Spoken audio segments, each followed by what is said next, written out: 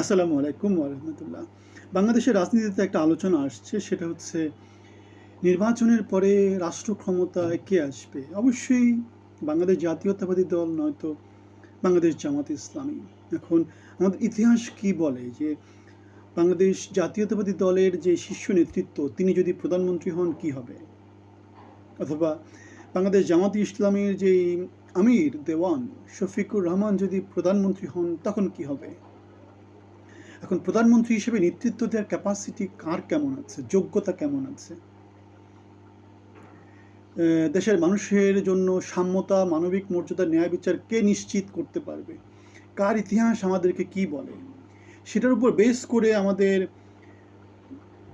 জাতীয়তাবাদী দলের ভারপ্রাপ্ত চেয়ারপারসন একটা কথা বলেছেন, যারা বলে এবার আমাদের দেখুন, মানুষ তাদের 1971 সালে দেখেছে। হ্যাঁ, ক্ষমতায় বাংলাদেশ স্বাধীন হওয়ার আগে তাদেরকে দেখেছে, স্বাধীনতার পরেও তো তাদেরকে রাষ্ট্র ক্ষমতায় তেমন করে দেখেনি। কিন্তু রাষ্ট্র ক্ষমতায় তো বিএনপিকে বাংলাদেশের মানুষ অনেকবার দেখেছে।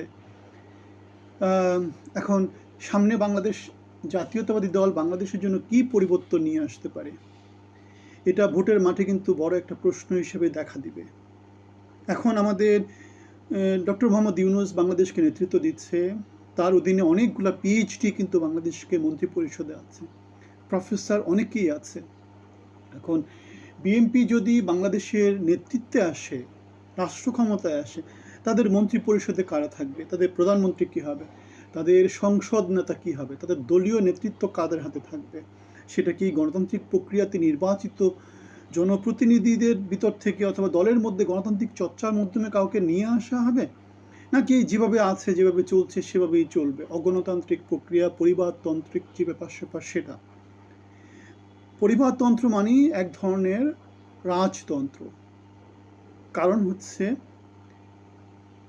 আপনার শিক্ষাগত যোগ্যতা কী, আপনার রাষ্ট্র পরিচালনার অভিজ্ঞতা কী, আপনি কয়টা বই পড়েছেন, আপনি নেতৃত্বে উঠে এসেছেন, সেটা কি আপনি গ্রাসরুট থেকে, কর্মী লেভেল থেকে উঠে এসেছেন, নাকি হঠাৎ করে উড়ে এসে জুড়ে শীর্ষ পর্যায়ে বসে গেছেন?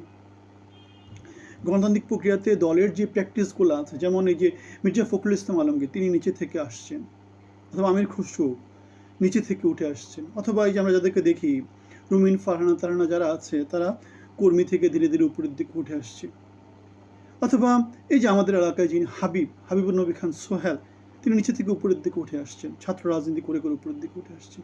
তাহলে যে মন্ত্রিত্ব হবে, যে নেতৃত্ব দিবে, সে যদি গ্রাসরুট লেভেলের সাথে যদি সংযোগ না থাকে, তার যদি যোগ্যতা না থাকে, দলের মধ্যে যদি গণতান্ত্রিক প্রক্রিয়া প্র্যাকটিস করা না হয়, যেভাবে চলছে বাংলাদেশের 54 বছরের যে সংস্কৃতি, সেই সংস্কৃতি যদি চালু থাকে, আমরা সেটা নমিনেশনের মাধ্যমে দেখতে পাচ্ছি। আমরা বর্তমানে বাংলাদেশে অন্য কোনো দলকে রাস্তাঘাটে দাঁড়াতে দিচ্ছে না আওয়ামী লীগের মতো করে, সেটা থেকে দেখতে পাচ্ছি। সুতরাং বাংলাদেশের পরিবর্তন আমরা কোথায় দেখব? পরিবর্তন দেখতে হলে বাংলাদেশের মানুষদেরকে কী চিন্তা করতে হবে, বাংলাদেশের মানুষদেরকে কী কী অপশান দিতে হবে, সেই অপশান যদি আমরা দিতে না পারি, সেই পথে যদি আমরা আগাতে না পারি, তাহলে এই সমস্ত বড় বড় কথা বলে কোনো লাভ আছে? 1971 সাল, 1991 সাল, তারপরে 2007-8, তারপরে আবার 2024, এগুলো তো আমরা দেখেছি। প্রত্যেকটা এগুলো হচ্ছে বাংলাদেশের ইতিহাসের একটা টার্নিং পয়েন্ট, ক্রিটিক্যাল পয়েন্টগুলো।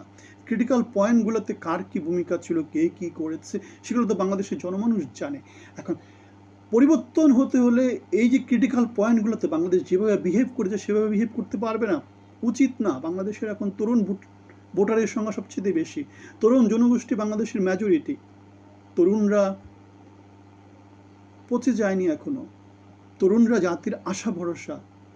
তরুণ নেতৃত্ব আমাদেরকে 24-এ বিজয় দিয়েছে, তরুণ নেতৃত্ব আমাদেরকে নিরাপদ সড়ক আন্দোলনে সামনে পথ দেখিয়েছে। তরুণ নেতৃত্বের হাতে ইন্টারনেট আছে, মোবাইল ফোন আছে, তারা বাংলা, ইংরেজি যে কোনো ল্যাঙ্গুয়েজে কমিউনিকেট করতে পারে। তারা এই ধরনের বস্তা পচা রাজনীতি, বস্তা পচা কথাবার্তা, বস্তা পচা পলিসি অনেক আগেই তারা কি করেছে, বর্জন করেছে, আস্থা ঘুরে ফেলে দিয়েছে।